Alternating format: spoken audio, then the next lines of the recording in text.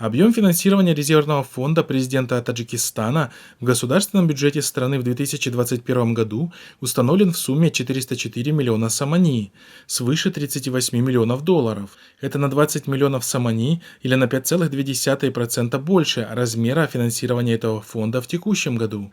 Финансирование резервного фонда президента в наступающем году составит 1,5% в общем объеме расходов госбюджета. Согласно постановлению правительства страны, средства этого фонда направляются на различные благотворительные мероприятия и расходы.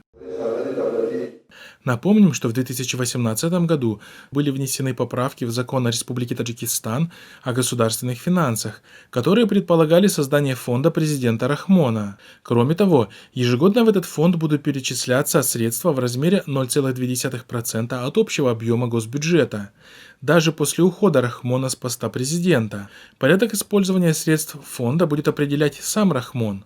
То есть это означает, что из бюджета в обязательном порядке выделяются средства в определенном размере ежегодно, а затем эти деньги оказываются в полном распоряжении Рахмона, а он, в свою очередь, оказывая помощь из этого фонда, преподносит ее как личные расходы. И особенно по телевидению рекламируется очень широко, они и направлены на то, чтобы вернуть позиции, утерянные позиции, которые существовали до. Так, весной текущего года в некоторых районах страны появились фуры с гуманитарной помощью. На фурах было написано, что это является личной помощью президента населению. Таким образом, выясняется, что средства, находящиеся на балансе так называемого резервного фонда президента Рахмона, это не личные средства президента, а бюджетные деньги, которые поступили от уплаты налогов населением страны.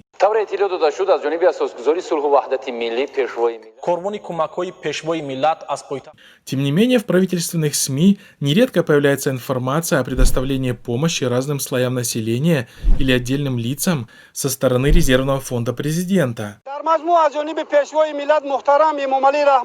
Как правило, это преподносится как помощь лично со стороны президента Рахмона.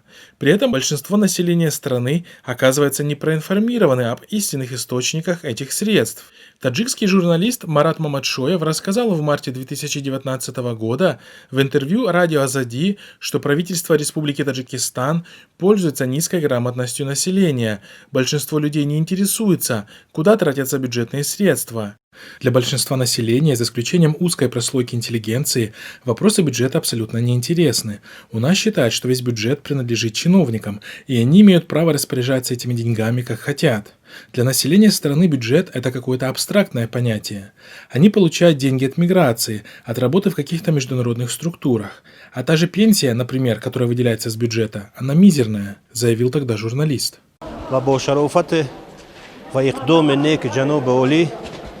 أنا خودتون دیده استودید که با نوعه روش قلم یک کلمه